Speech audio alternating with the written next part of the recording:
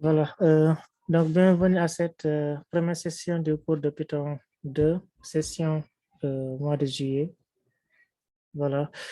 Donc, la fois dernière, le samedi, on avait fait une session d'orientation, juste pour vous expliquer un peu comment le cours est organisé, quels sont les travaux à rendre pour chaque semaine et quelles sont les sessions live qu'on fait aussi dans les semaines. Donc, pour les sessions live, on avait décidé tous les mercredis et tous les samedis à partir de 18h jusqu'à 19h. Okay. Donc, comme d'habitude, les sessions live, c'est des sessions qui permettent d'échanger avec le formateur. Donc, si vous avez des questions par rapport au cours, tout ce que vous avez appris sur le cours, s'il y a des difficultés quelque part, c'est l'occasion durant ces sessions-là de les poser, de les exposer. Et nous, de notre côté, on va essayer d'y répondre. Sinon, il y a aussi des séances de fiches de TD qu'on prépare pour chaque semaine, au cas où il n'y a pas de questions. Donc, on va passer directement à la correction de cette fiche. Donc, pour rappel, dans cette semaine-là, on doit voir normalement ce programme-là, à savoir la notion d'algorithme. Là, c'était juste des révisions sur les questions algorithmiques. Les conditionnels, ça, on l'avait fait sur la partie Python 11, c'était juste des révisions aussi. La boucle faux. Donc, pour ce qui est nouveau ici, c'est les affectations qui sont combinées.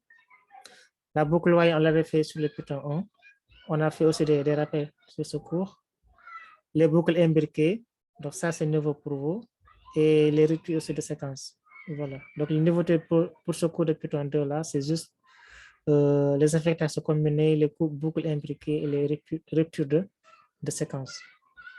Voilà. Donc, si vous avez des questions par rapport à ça, si vous avez déjà lu le cours, donc je suis à l'écoute. Des questions par rapport au cours ou bien par rapport au notebook ou bien par rapport au quiz dont vous n'avez pas compris.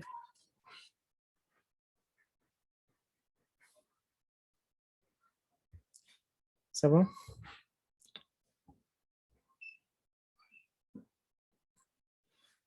Ok, bon, s'il n'y a pas de questions, on peut passer à la correction de la fiche. Donc, pour chaque semaine, il y a un matériel qui est préparé. Donc, le matériel, c'est juste, si vous descendez un peu vers le bas. Donc, la première session, c'est la première session qu'on donne le matériel. Par exemple, la session du 6 juillet, on a le lien du matériel qui est là. Et ce sera le même matériel qu'on va utiliser pour la session du 9, à savoir le samedi. S'il y en aura. Parce qu'à cause de la tabasqueuse, on risque de repousser ce cours-là. Donc, si on clique sur ce matériel-là, il va nous ouvrir la fiche de matériel. Donc, ce sont les exercices qu'on doit corriger aujourd'hui. S'il n'y a pas de questions sur le cours, bien entendu. C'est bon, on peut passer à la correction des exercices. Okay. Donc là, c'est bon. Puisqu'il n'y a pas de questions. Donc ici, sur la partie numéro 1, vous avez joué un Slack en utilisant l'invitation. Donc normalement, ce n'est pas Slack, c'est plutôt Discord. Donc normalement, vous êtes tous dans Discord. Donc Discord, c'est le groupe réseaux sociaux qu'on utilise pour les échanges. Donc en dehors du session live, si vous avez des questions, c'est là-bas qu'il faudra les poser et on essaiera d'y répondre. Voilà. À part ça, on a l'exercice numéro 2. Donc cet exercice-là, on demande juste d'écrire une fonction somme qui calcule la somme des n premiers entiers. Donc nous allons utiliser une affectation combinée pour faire ce traitement-là. Une affectation combinée. Donc je vais copier cet exercice-là. Donc pour rappel, c'est quoi une affectation combinée? Donnez-moi un exemple d'affectation combinée sur le chat.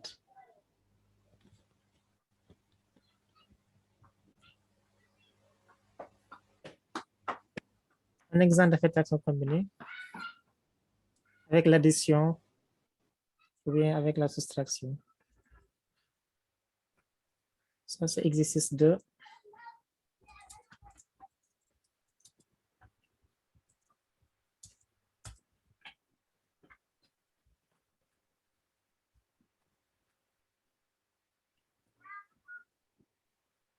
Quelqu'un peut proposer un exemple sur les affectations combinées?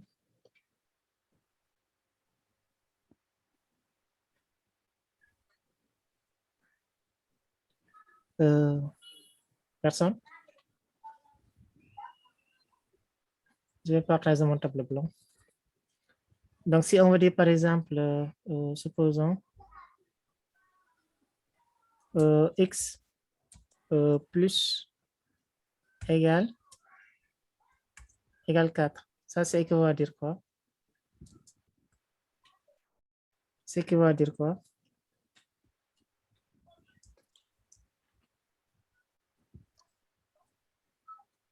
Ok, c'est équivaut à dire que x, c'est égal à x plus 4.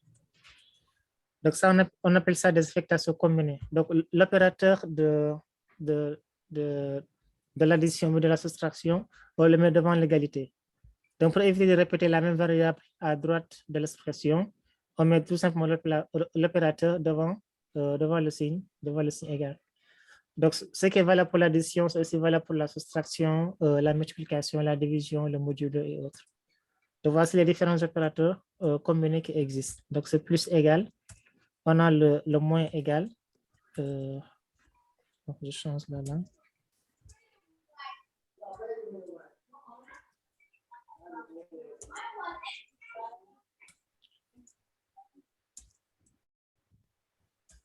On a le moins égal, multiplié égal. La division aussi, c'est pareil. Ainsi que le pourcentage, le modulo. Donc, le pourcentage, c'est le modulo. Donc, tout ça, on appelle ça des affectations combinées.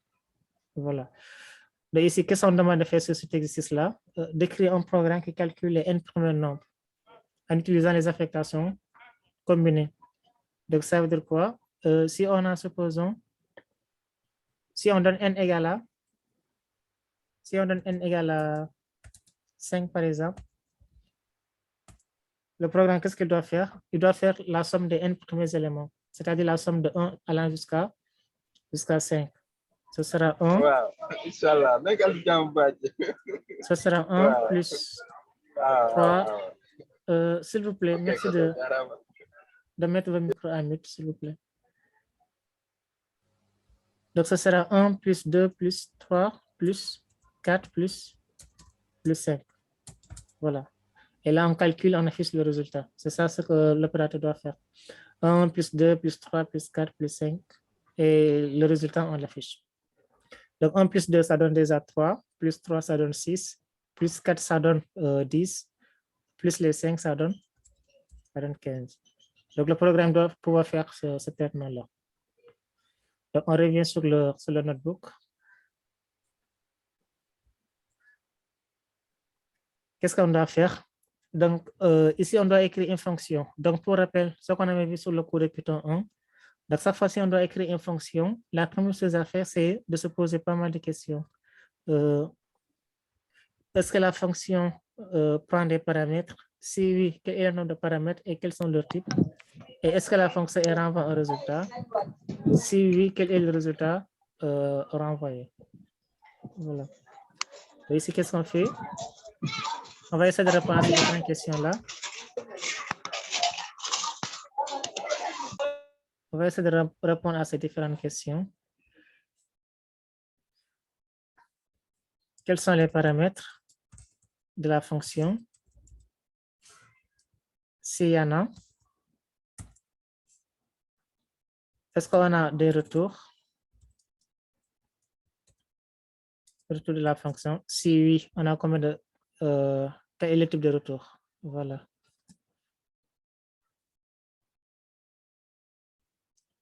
Maintenant, d'après vous ici, est-ce que la fonction, elle prend un paramètre? Est-ce qu'elle a des paramètres, cette fonction-là?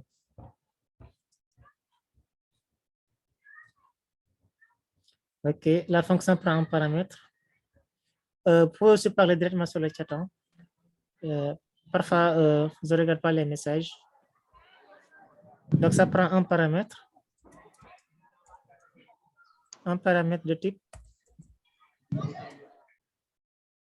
Quel sera le type de ce paramètre-là? de type entier. Voilà.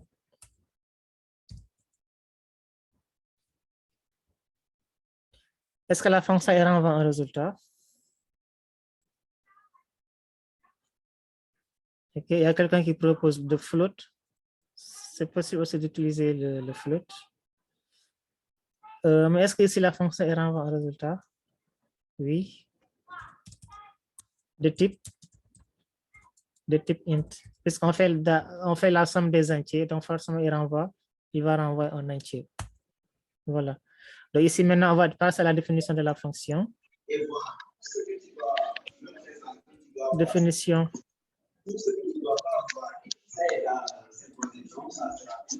Définition de la fonction. La syntaxe pour définir une fonction, on commence par le mot-clé def, suivi du nom de la fonction, somme, qui prend un paramètre n, n étant le nombre d'éléments. Voilà. Maintenant, ici, qu'est-ce qu'on doit faire? Si on veut calculer la somme des n éléments. Tout à l'heure, on a expliqué le scénario. C'est de faire la somme des, en partant de 1 jusqu'à n. À chaque fois, on prend l'élément, on l'additionne à l'élément suivant, ainsi de suite, jusqu'au dernier élément.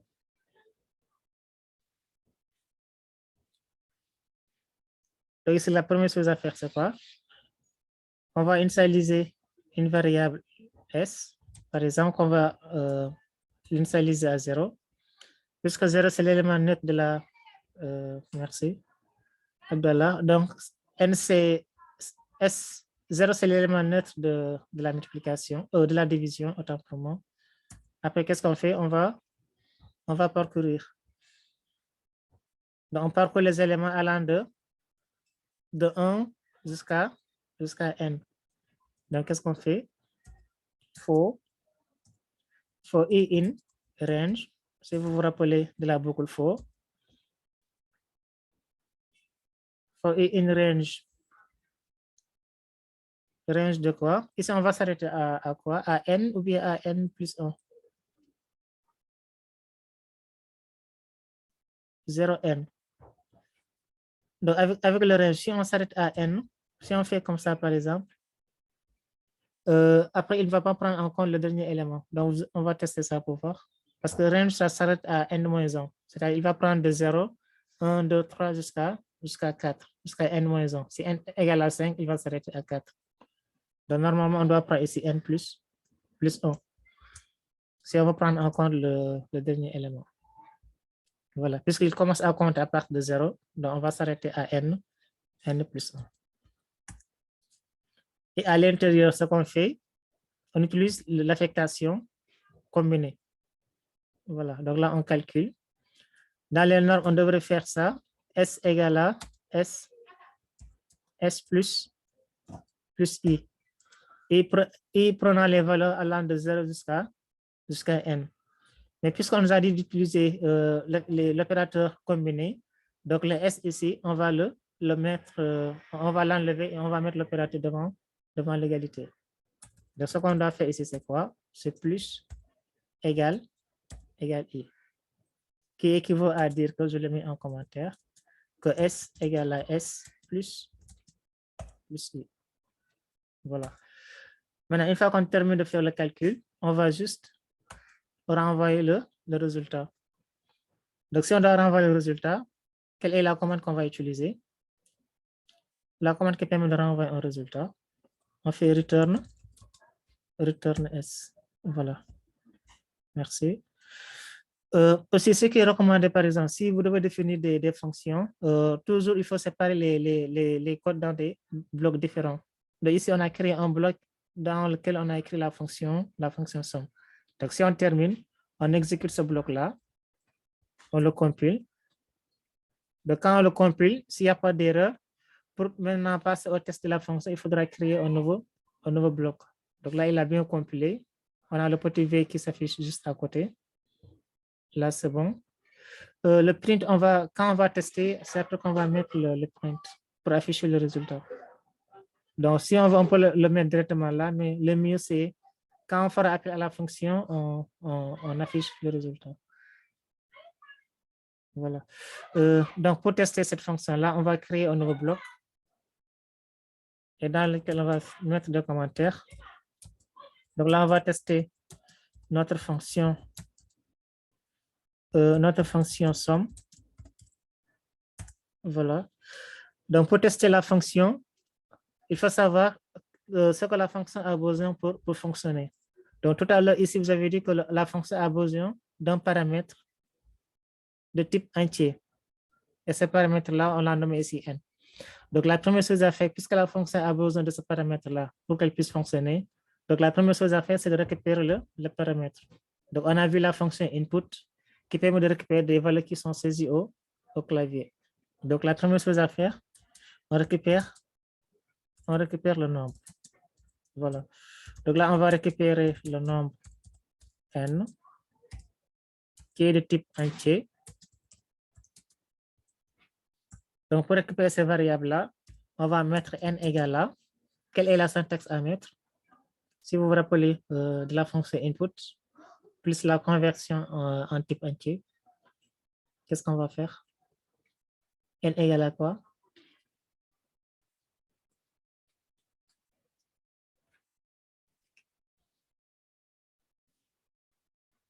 OK, on commence par int, on ouvre les parenthèses. Et à l'intérieur, on met quoi?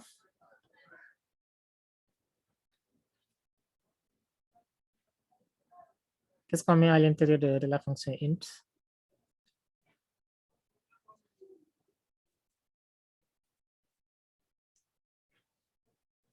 Abdallah, tu peux répondre? OK. Donc, à l'intérieur, on va juste mettre un input. Input, on avait dit, c'est la fonction qui permet de récupérer des valeurs qui sont saisies au clavier.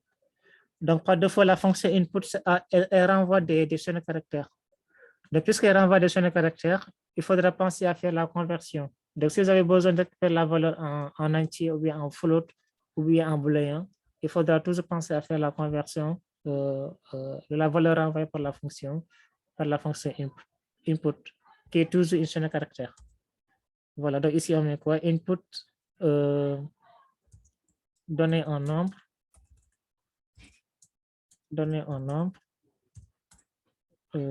voilà. Maintenant, une fois qu'on récupère le nombre, donc la fonction n'a besoin qu'un seul paramètre pour fonctionner, et ce paramètre-là, on l'a déjà récupéré. Donc tout ce qu'on fait ici, c'est appeler la fonction. Donc on fait appel à la fonction. Il faut toujours avoir l'habitude aussi de faire des commentaires. Quand vous écrivez des codes, toujours avoir cette habitude-là de commenter votre code. Donc, ça permet un peu la facilité la lecture de votre programme. De ce fait, si quelqu'un lit le programme, déjà en lisant le commentaire, il peut savoir à quoi sert votre programme. Donc, tout le temps faire des commentaires, c'est important. Voilà. Maintenant, ici, si on doit appeler la fonction, on sait que la fonction, ici, on a dit que la fonction, elle renvoie un résultat. Et le résultat dont il renvoie, c'est de type entier. Donc, puisqu'elle renvoie un résultat, donc il faut penser à récupérer la valeur qu'elle a renvoyée. Voilà. Donc, pour récupérer ces valeurs-là, on va juste déclarer une variable quelconque. Par exemple, R ou bien somme, S comme somme, égale à, on appelle la fonction qui s'appelle somme et qui prend en paramètre juste la variable n. Voilà. Et maintenant, une fois qu'on récupère la valeur de la fonction, on peut passer à l'affichage. Donc, c'est le print dont Khadija si c'est parlé tout à l'heure. Donc, ici, le print, on peut le mettre juste ici. Quand on récupère la valeur que la fonction a renvoyée, c'est-à-dire la somme de n éléments, on peut maintenant passer à l'affichage. Donc, affichage du résultat. Donc, pour afficher, on peut mettre par exemple print la somme des, par exemple, n étant la variable qu'on a récupérée, on met virgule n de n premiers éléments égale à 2 points Et là, on met virgule, on donne le résultat. Donc, le résultat, c'est la variable S. On donne la valeur S, tout simplement. Voilà. Maintenant, si on termine, on passe au test de ce bloc-là. On va exécuter le programme. On clique sur le bouton d'exécution. Après, il nous demande de saisir un nombre. Donc, donnez-moi un nombre au hasard qu'on peut tester.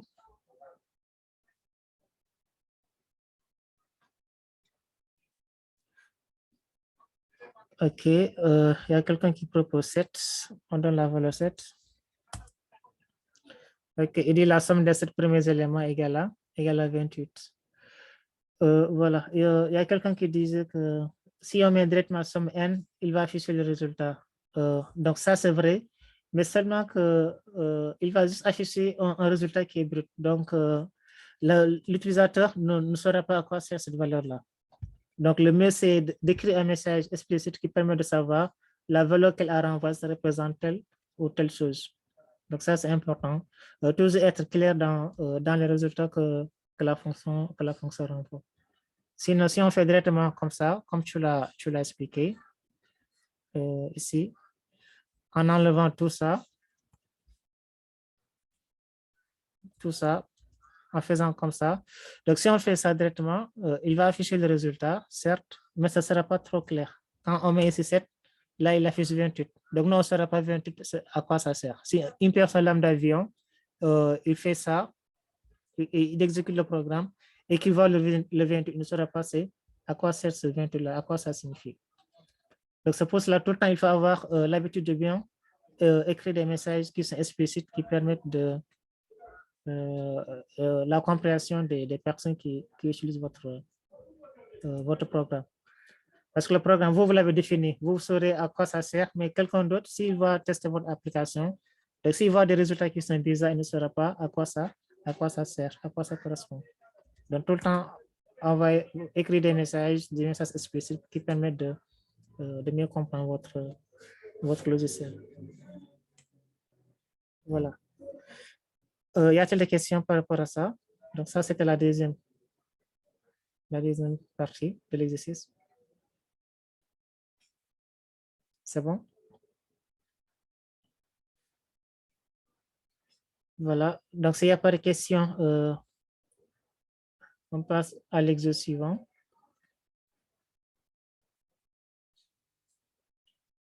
OK. Donc pour l'exercice numéro 3, ici on demande de faire quoi? De compléter le code ci-dessous pour afficher un carré de 5 étoiles.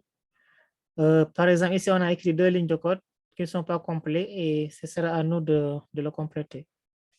On a ici la boucle for, 3 points de suspension, on a mis 2 points et à l'intérieur de la boucle for, on a mis un print de 5 étoiles. Donc, le but ici, c'est d'afficher un carré de 5 étoiles. Donc, carré de 5 étoiles, c'est juste, par exemple, si on a ça, mon tableau là,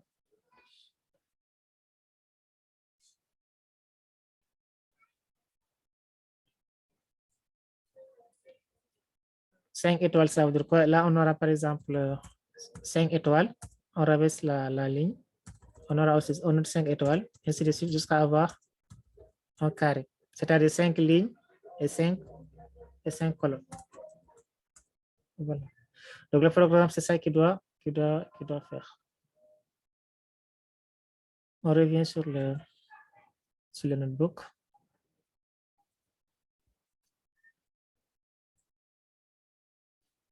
Exercice 3.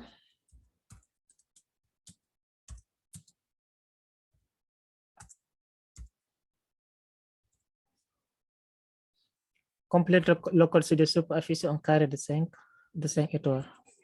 Donc, pour le code, on avait commencé à mettre for, 3 points de suspension, on a mis 2 points. Et à l'intérieur, ici, on a mis un print. À l'intérieur, on a écrit 5 étoiles. Maintenant, qu'est-ce qui manque ici dans ce programme, d'après vous? Qu'est-ce qui manque? Qu'est-ce qu'on doit mettre ici? au niveau de la boucle for, là, on a mis 3 suspensions. Normalement, c'est là-bas où on doit compléter le programme. Qu'est-ce qu'on doit mettre dans la boucle for? OK. On va mettre i in range quoi?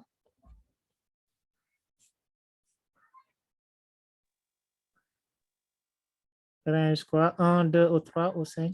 OK, range 6. C'est bon. Voilà. Donc ici, si on exécute dans les normes, il va nous afficher notre carré. Voilà. Là, on a combien de lignes? 1, 2, 3, 4. 1, 2, 3, 4, 5, 6. Donc là, on est à 6. Dans les normes, on doit afficher que 5. Donc là, on va mettre quoi? 5. Voilà. Et là, on aura 5 lignes et 5 colonnes. OK. Donc ça c'est une solution possible parmi tant d'autres. Il faut savoir que qu'en informatique, il y a plusieurs solutions pour résoudre un problème. Et chaque solution avec sa complexité, ce qui compte, c'est un peu écrire le moins de code possible et aussi le temps d'exécution soit assez rapide et qu'il n'y ait pas qui ne prend pas beaucoup de ressources en mémoire. C'est-à-dire qu'il n'y aura pas beaucoup de variables dans la mémoire. Donc ça, on peut le faire de plusieurs manières différentes. Je vais vous montrer d'autres solutions. Par exemple, ici, je vais mettre première solution. Ça, c'est la première solution. Donc, si quelqu'un a une autre solution proposée, donc je suis à l'écoute. Si vous connaissez une autre solution pour résoudre ce problème-là, différent de ce qu'on a donné ici. Deuxième solution.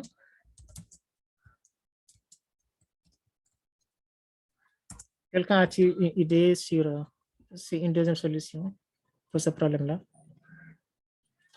OK, on peut le faire avec la boucle while. C'est possible. Donc, si on doit le faire avec la boucle while, donc pour la boucle while, la première chose à faire, c'est d'initialiser la variable i, donc soit à 0 ou bien à 1. Ensuite, on donne la condition while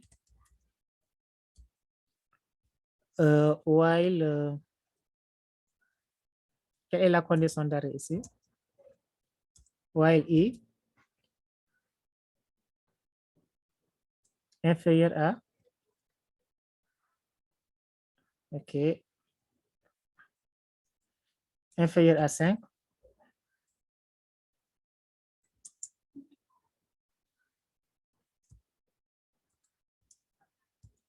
Deux points. Et à l'intérieur, on a fait la même chose, print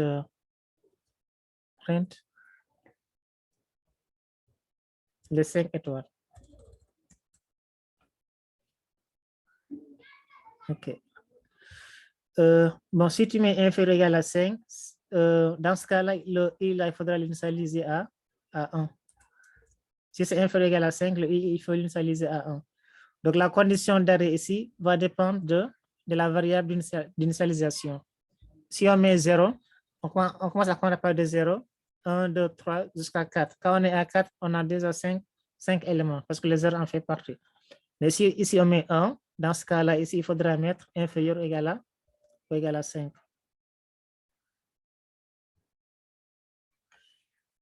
Adama, de ton côté, tu as la possibilité de faire un zoom. Bon, par contre, je vais le faire moi aussi. Mais normalement, tu peux faire le zoom directement sur ton écran. Ça te va maintenant? Bon, j'ai zoomé à 125. C'est bon? OK.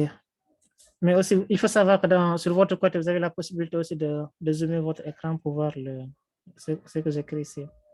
Voilà. Donc là, si on exécute ça, on aura le... Ah, ici, on a oublié une chose. Le i là ne bouge pas.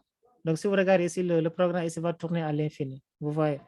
Donc là, ça va tourner à l'infini. Ça, c'est pas bon. Il faut qu'on incrémente la variable i. y avait quelqu'un qui avait posé ce problème-là dans le quiz. Youssouf Kouli.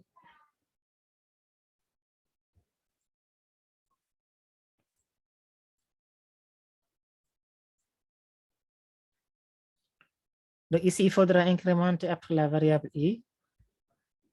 On va mettre tout simplement i plus égal à 1. Voilà.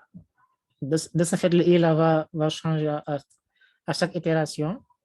Donc, si on regarde ici, on aura les 5. Dans le quiz 1 qu'on vous a envoyé, il y avait un problème similaire comme ceci, mais là-bas, on n'avait pas mis l'incrémentation, ce qui permettait de faire avancer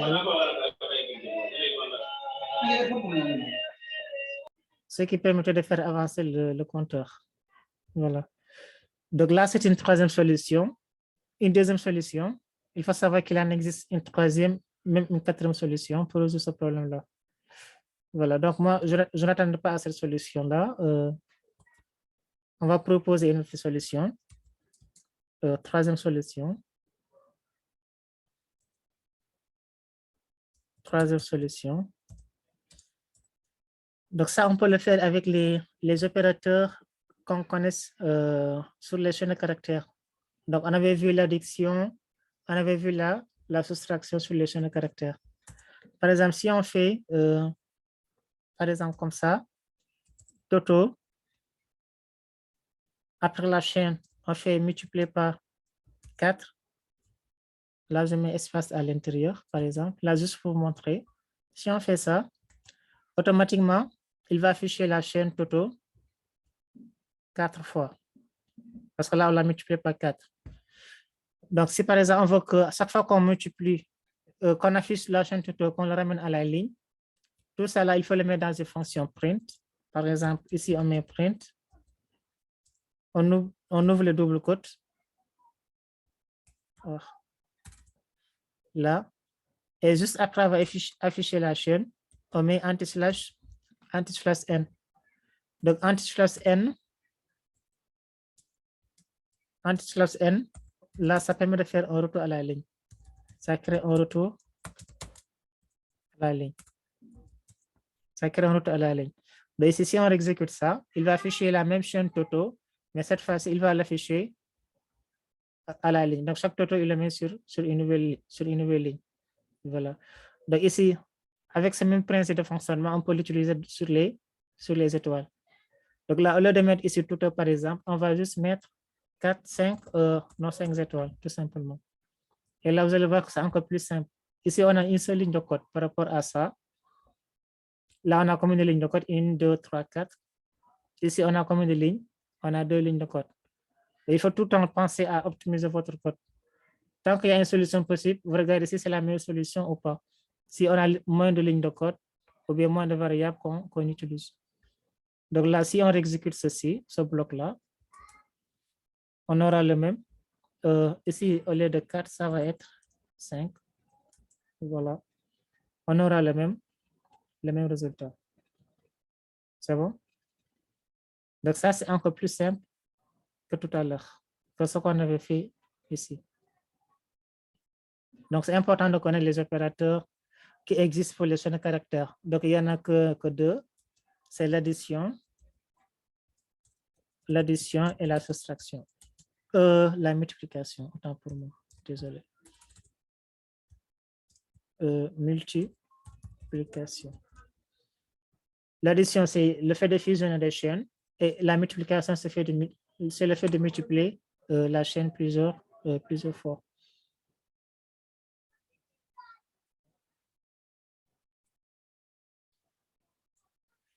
Voilà.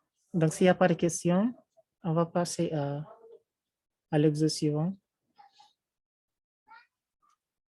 Normalement, ici, il y a un exercice, le 5, qui correspond un peu à cet exercice-là. Peut-être on va le corriger avant de corriger le 4. Parce que c'est une suite de l'exercice 3 qu'on a fait. Je vais le copier. Donc, ça va être pour nous notre exercice 4. On revient là. On crée un nouveau bloc. On va dire c'est notre cinquième solution.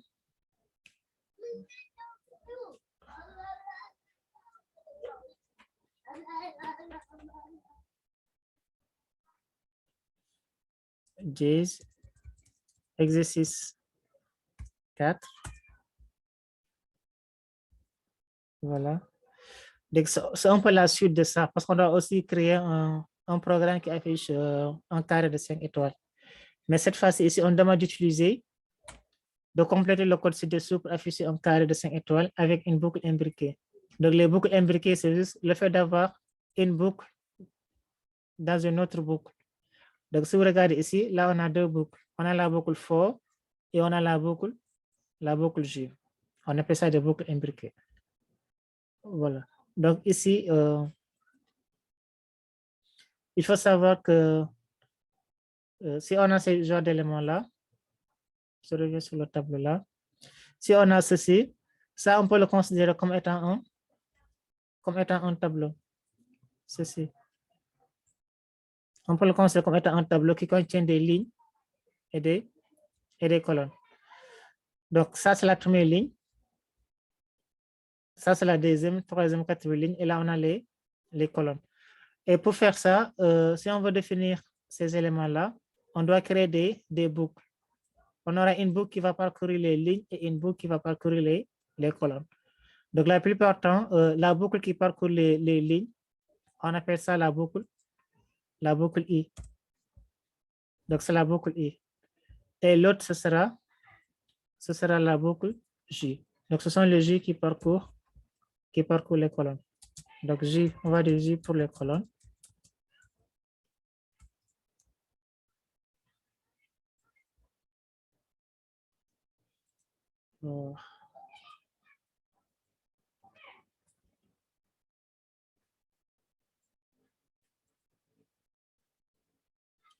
Et les I, ça parcourt les lignes. Voilà. Donc, puisqu'ici, on a 5 lignes et 5 colonnes, donc si on doit définir ça dans le notebook sur Python, ce qu'on a ici en premier lieu, c'est quoi? C'est la boucle qui parcourt les lignes. For I in range. Comme tout à l'heure, puisqu'on a que 5 lignes, donc ici, on va mettre range 5, comme ici. Range 5. 2 points.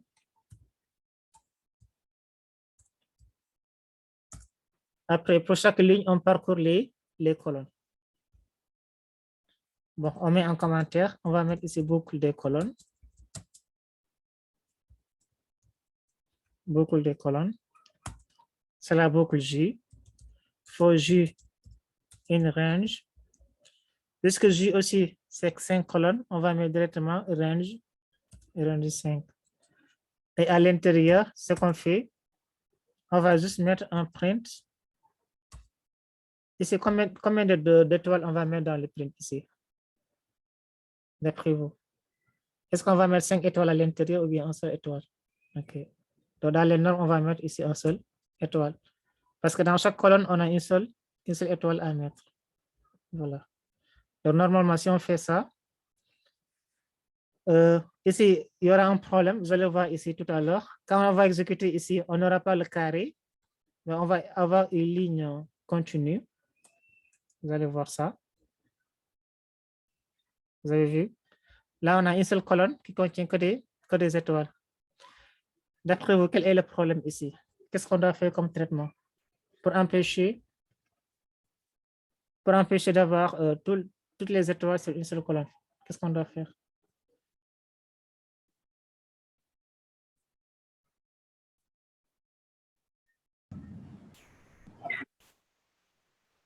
Qu'est-ce qu'on doit faire?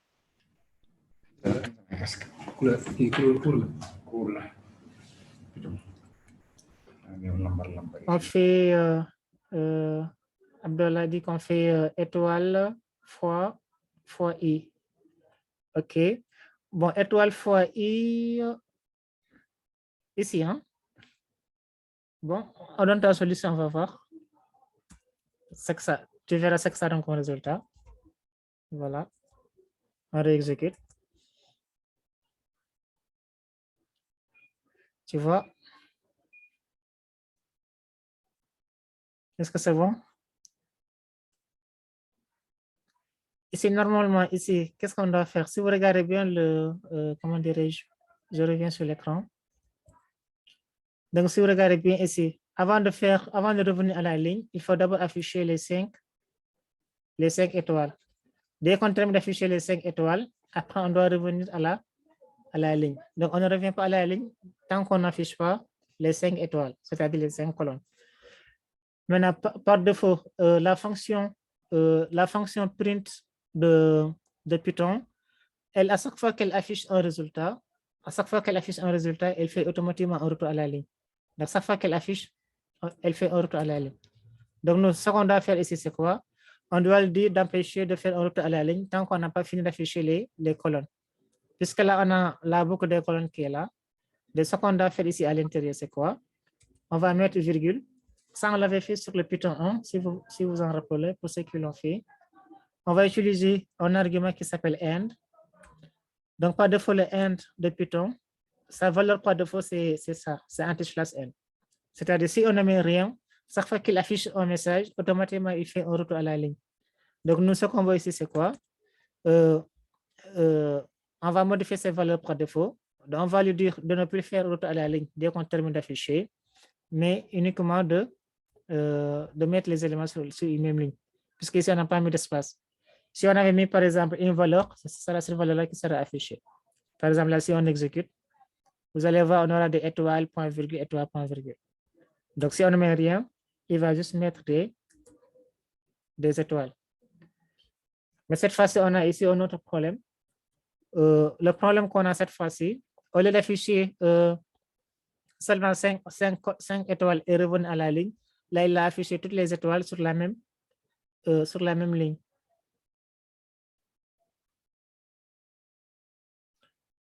Sur la même ligne. Donc, qu'est-ce qu'on fait? Quand on termine d'afficher les 5 colonnes, normalement, on doit faire un retour à la ligne. Donc, on sait que cette boucle-là, c'est cette boucle-là qui permet d'afficher les colonnes. Donc, on va dire, juste après l'exécution de cette boucle-là, juste après ça, au même niveau que la boucle, on va faire un retour à la ligne. Et si on dit, par exemple, on fait un retour à la ligne. Voilà. Et pour faire un retour à la ligne, un simple print suffit. Ça. Puisque la fonction print par défaut, si elle affiche un résultat, automatiquement il fait un retour à la ligne. Donc, on va faire un print, mais à l'intérieur, on ne met rien du tout. On ne met pas d'espace, on ne met rien du tout. On fait juste un retour à la ligne. Voilà. Donc là, maintenant, si on exécute ça, on aura le même résultat.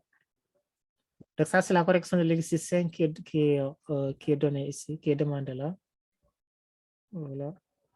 On l'a juste anticipé parce que ça, c'est un rapport avec ce qu'on a fait ici en haut. C'est bon?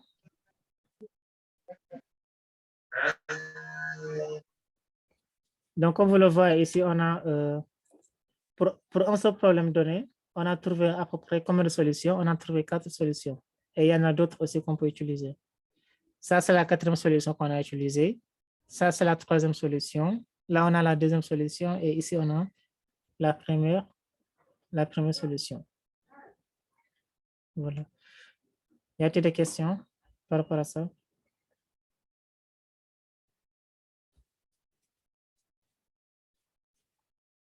Pas de questions?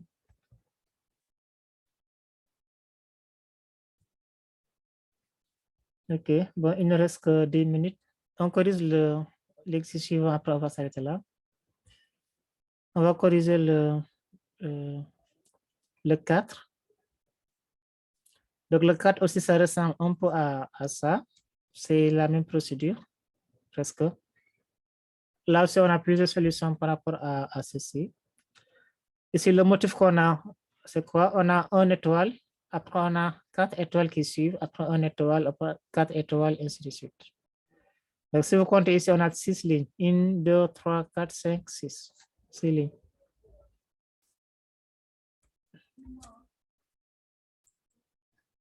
Là, on crée un nouveau bloc. Exercice 5. Voilà. Donc là aussi, on a plusieurs solutions. Donc là, on va dire par exemple, première solution de l'exercice. Est-ce que quelqu'un peut me proposer une solution par rapport à cet exercice-là? Qu'est-ce qu'on peut faire ici?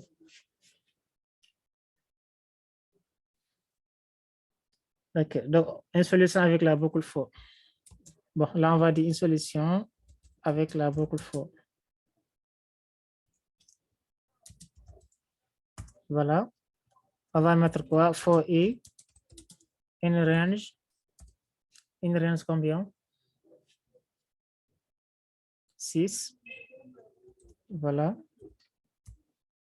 Après, qu'est-ce qu'on met? On fait quoi? On fait une condition. Quelle est la condition à mettre? If quoi?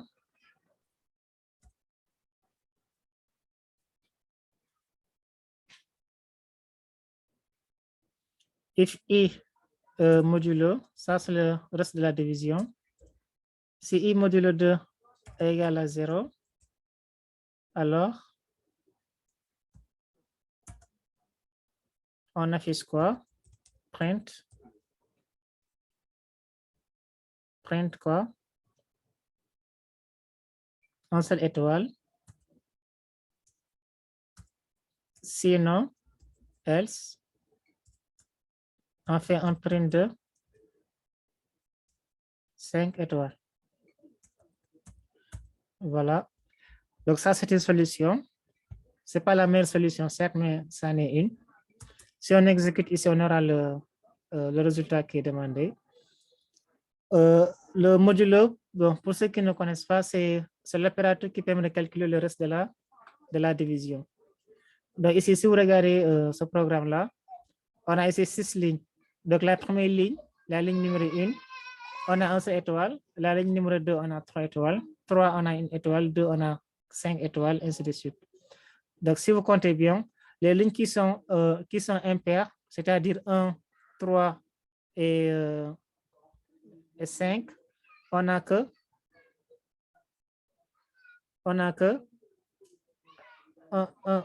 une seule étoile. Mais les lignes qui sont paires, c'est-à-dire la deuxième ligne, la quatrième et la sixième ligne, là on a 5 étoiles.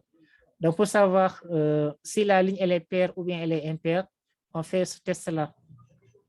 C'est-à-dire si le reste de la division. Donc un nombre est pair s'il est divisible par 0. S'il est divisible par 0.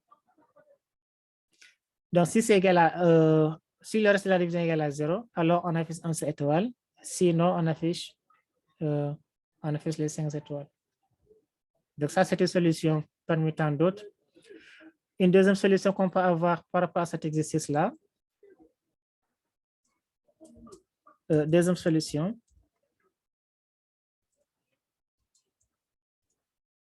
Maintenant, cette fois-ci, on va utiliser le principe qu'on a utilisé ici, là.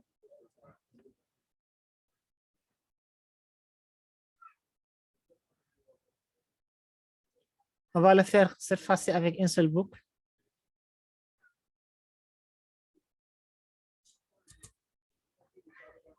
Ici, on a utilisé une seule boucle. Hein? Okay. Bon, on va avec l'opérateur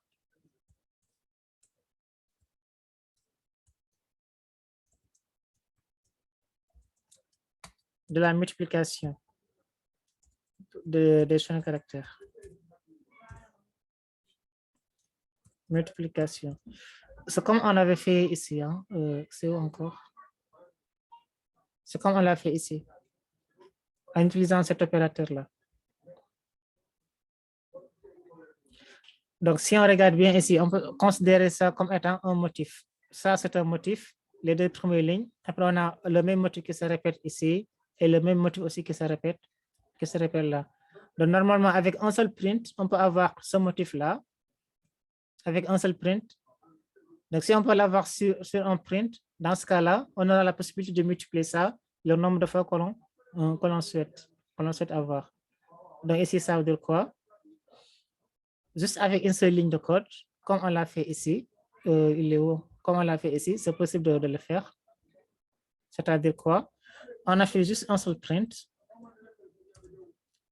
La première ligne, c'est une étoile, comme ça. Après avoir affiché une ligne, on doit faire un retour à la ligne. Donc, le retour à la ligne, on l'a vu que c'est anti-slash, c'est anti-slash n. Donc, si on fait anti-slash n, automatiquement, ça fait un retour à la ligne.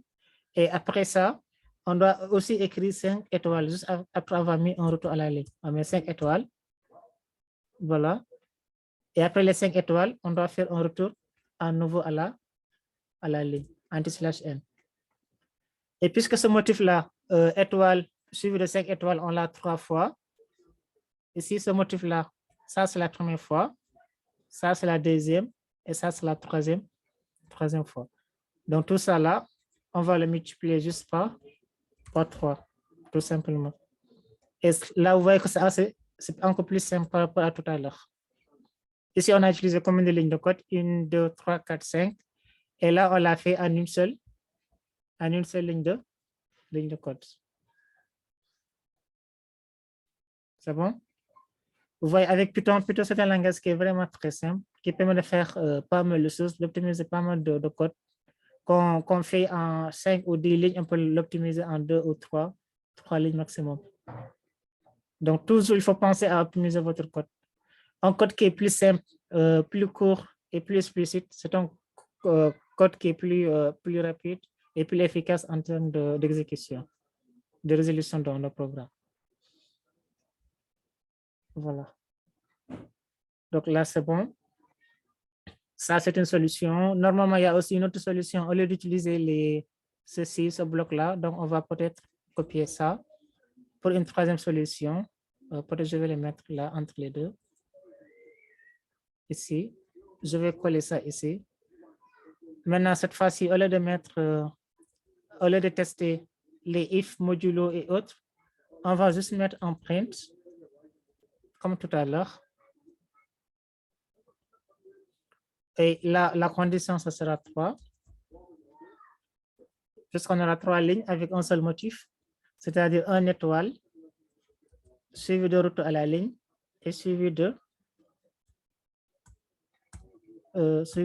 5 étoiles.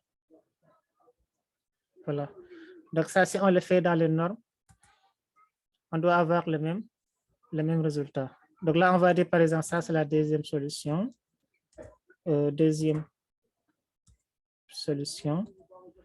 Et là, ça va être notre troisième solution. Voilà. Donc ici, on l'a optimisé en 2 codes dans cette partie-là.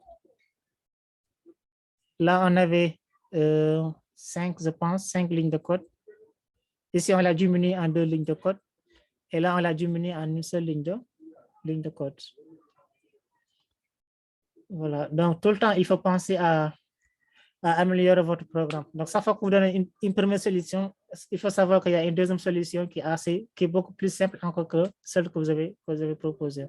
Donc, tout le temps, pensez à optimiser le code, à essayer de diminuer les parties inutiles et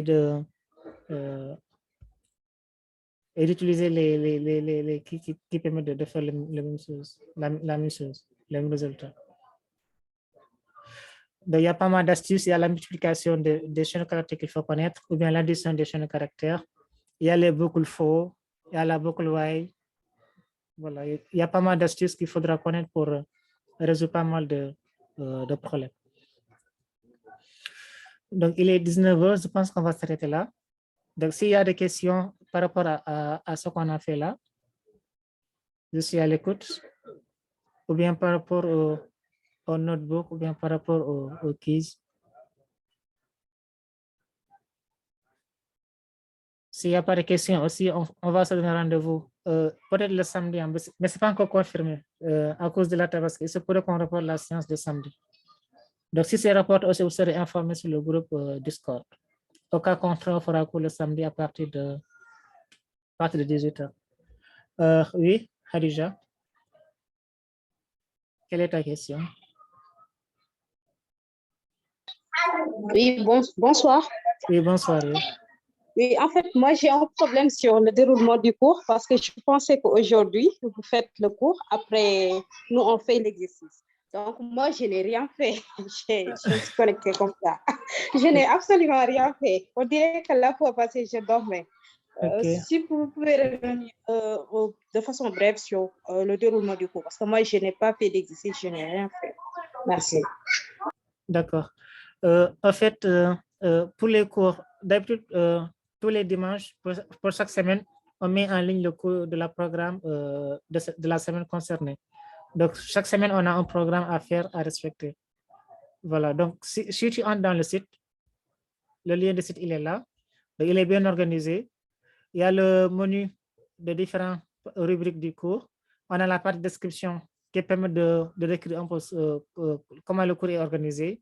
On a la partie objectif d'apprentissage, les objectifs de ce cours, le contenu, les outils qu'on a utilisés, la session d'orientation. Donc, c'est cette session-là qu'on avait fait le samedi passé. Donc, si tu veux revoir cette session-là, ce serait bien.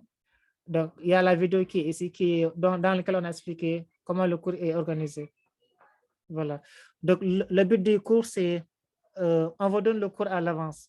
Donc, vous avez le cours en format PDF et en format vidéo.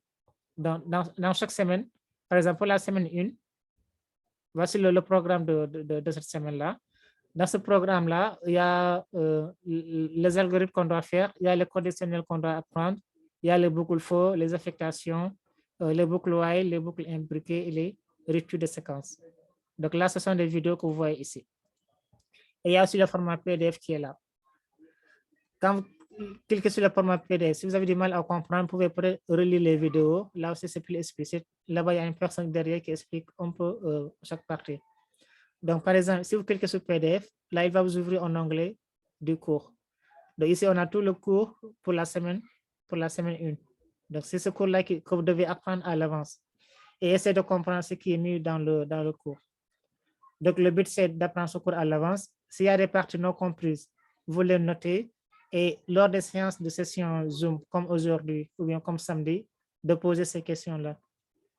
Donc, s'il n'y a pas de questions par rapport au cours dont vous avez appris, dans ce cas-là, on passe directement à la correction des fiches. Comme aujourd'hui, je n'ai pas eu de questions. Là, on est directement passé à la correction. Aussi, l'autre chose qu'il faudra savoir, c'est que pour chaque semaine, il y a un travail à faire. Il y a deux travaux même à faire. Il y a un quiz et il y a un notebook à rendre. Donc, pour le quiz, ça permet de savoir un peu si vous avez bien lu le cours, si vous avez lu les fichiers PDF ou si vous avez visualisé les différentes vidéos du cours. Donc, le quiz, elle est là, quiz 1. Si vous cliquez sur ce lien-là, là, on a écrit ici. Là, il va afficher un formulaire de questionnaire qui sont en rapport avec le programme du cours de la semaine 1. Donc, tout ce qu'on a vu dans le programme de la semaine 1, on l'a posé ici sous format de questions, de quiz, et ce sera à vous de répondre pour savoir si vous avez bien lu le cours et si vous l'avez bien maîtrisé. Donc, ça, c'est la première étape à faire. Lire le cours, essayer de répondre au quiz pour savoir si vous avez bien maîtrisé le cours. Aussi, le quiz, vous pouvez le faire plusieurs fois si possible. Donc, le but, c'est d'avoir au moins 100 points. Donc, chaque question qui est posée dans ce quiz est notée sur 10 points. Donc, le but, c'est d'avoir les 100 points. Donc, si vous faites pour la première fois, vous avez 50 par exemple, vous pouvez reprendre pour essayer d'améliorer votre niveau. Voilà. Donc, si vous avez atteint les 100, c'est bon. Donc, vous allez essayer de répondre à ces différentes questions qui sont en rapport avec le cours. Mais vous pouvez faire ça dans le notes, il faut d'abord lire le cours à l'avance. Voilà. Et dès que vous aurez fini de répondre à toutes ces questions-là, vous cliquez sur le bouton Submit pour valider. Donc, si vous validez, derrière, on va vous donner directement votre note. Si la note que vous avez ne vous satisfait pas, vous reprenez le quiz. jusqu'à avoir une satisfaction, c'est-à-dire les 100 points. Aussi, l'autre travail à rendre dans la semaine, c'est le devoir, ce qu'on appelle le notebook. Donc, le notebook, on l'a expliqué dans cette partie-là. Il y a le lien qui permet d'accéder au notebook, c'est ce lien-là. Donc, si vous cliquez sur ce lien, il va ouvrir une nouvelle page, un nouveau notebook. Donc, ce notebook-là, ça contient tous les exercices à faire comme devoir que vous allez rendre. Ce devoir aussi, il est noté sur 100 points. Et le but ici, c'est d'avoir au moins 80 points. Donc, pour pouvoir valider le cours, il faut au moins avoir 80 points sur les 100 points. Et aussi, il y a une chose qui est demandée sur le notebook qu'il faudra respecter. La première chose à respecter, c'est la nomenclature de votre fichier. Donc, vous créez une nouvelle copie du notebook, ensuite vous nommez le fichier. Donc, dès qu'on clique sur le lien, la prochaine étape, c'est de faire une copie de ce notebook-là. Donc, pour faire la copie, on l'avait expliqué dans la session d'orientation. Donc, si ici vous voulez sur le notebook, pour créer une copie, vous allez cliquer sur fichier, fichier, ensuite sur enregistrer une copie dans Drive. Donc, vous cliquez sur enregistrer une copie. Là, il va créer une copie de ce notebook-là. Il va créer une copie. Maintenant, dès qu'il crée la copie, là, vous aurez copie de copie. Voilà, ne pas modifier et faire une copie. C'est ça qu'il faudra changer. Le nommer selon la convention qui est donnée ici. Donc, pour la nomenclature des fichiers, des notebooks, il faut respecter ce syntaxe-là. Vous commencez par Python 2, suivi de votre nom, de votre prénom, NB comme notebook, et SNN 1 ou 2 ou 3 selon la semaine concernée. Et là, on a un exemple Python 2, Jai Fatou, notebook semaine 1. Et une fois qu'on change le nom, on va le faire maintenant. Par exemple, ici, on commence par Python 2. Moi, mon nom, c'est Diallo, je mets Diallo. Le prénom, c'est Ismaël, je mets ici Ismaël. NB comme notebook et semaine 1, puisqu'on est sur la première semaine. Et je valide. Donc, pour valider, on appuie juste sur la touche Entrée ou bien on clique quelque part. Voilà. Maintenant, une fois qu'on renomme ce notebook-là, l'autre étape, c'est de lire. Donc, il faut toujours lire. Hein. Il faut lire et comprendre ce qui est demandé de faire. Ici, il y a un petit rappel sur la notion d'algorithme. Il faut lire ces parties-là et essayer de comprendre avant de répondre aux exercices. Donc, on dit pour comprendre ce qu'est un algorithme, pensez à un recette de cuisine. Bon, ça, c'est juste un rappel. Vous lisez ça. Et pour l'exercice 0 ici, bon, il n'y a rien de particulier à faire à part exécuter ce bloc-là. Ici, en commentaire, on demande juste d'exécuter une cellule pour montrer que vous avez lu les infos sur les algorithmes. Juste exécuter ce bloc-là. Donc, ce bloc, si vous l'exécutez, nous, on saura que vous avez exécuté ce bloc. Parce que tout simplement, dès qu'on exécute ici, il y aura un petit V qui va s'afficher juste à côté. Voilà, ce V que vous voyez ici. Quand vous cliquez là, il va l'exécuter. Donc, si vous ne le faites pas aussi, c'est des points en moins. Donc, il faudra penser à l'exécuter. Après, chaque fois, on fait aussi des rappels dans le cours. Ça, c'est des rappels sur les conditionnels. Sur le if, else, et le if, elif et le else. Voilà. Donc, vous lisez les rappels si vous avez oublié et vous passez à l'exercice suivant. Donc, ça, c'est l'exercice numéro 1 qu'il faudra faire. Et là, vous répondez l'exercice dans ce bloc-là. Quand vous aurez fini, vous lancez l'exécution. Vous faites la même chose pour l'exo 2, ainsi de suite. Et dès que vous aurez fini de corriger tous les exercices, il faudra le partager avec votre formateur. Pour faire le partage, il faut cliquer sur le bouton partager qui est là. Le bouton partager. Vous cliquez. Ici, dans le cours, on vous a indiqué le lien de partage, le mail.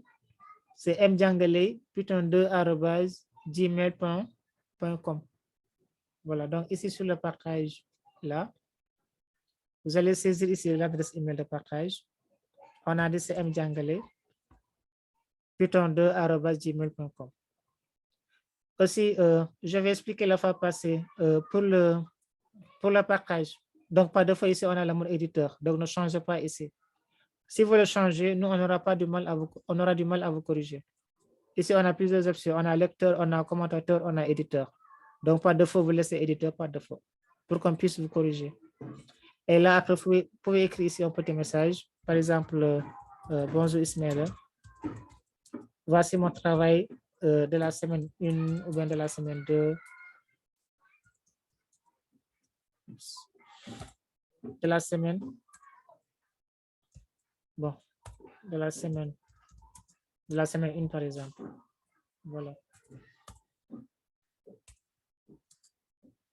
Et après, dès que vous aurez fini, vous cliquez sur le bouton envoyer. Et automatiquement, nous, on va recevoir votre travail, on va vous corriger et on va vous renvoyer votre résultat.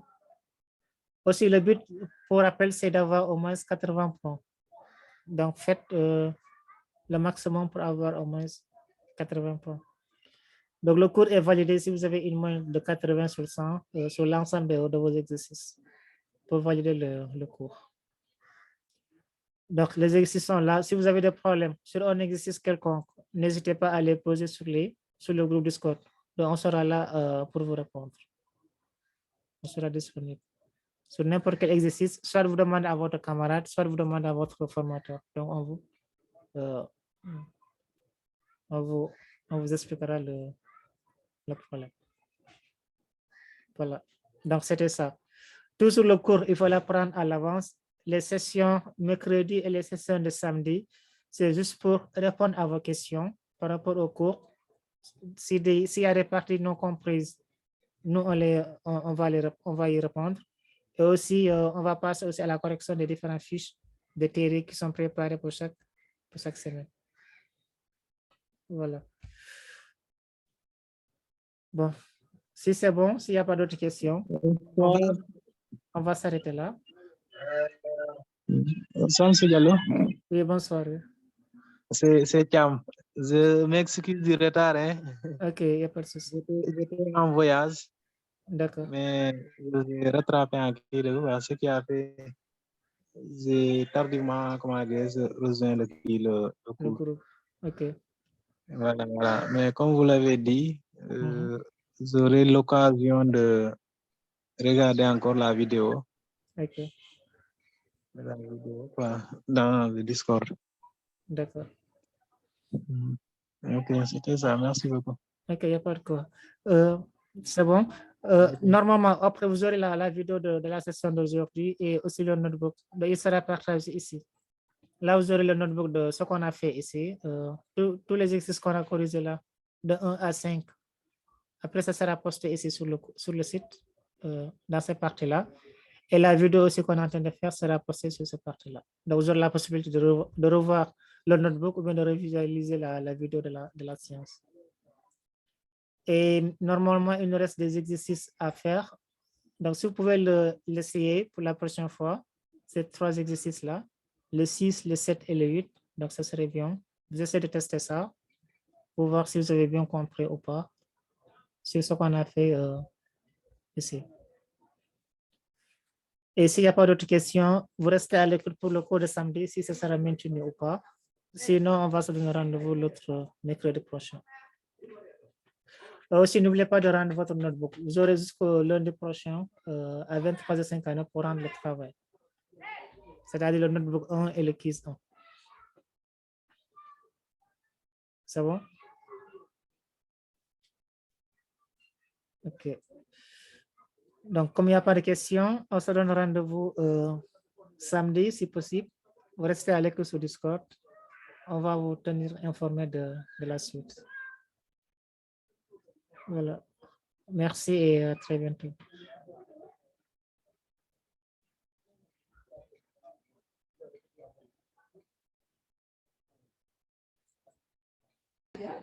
Merci, au revoir.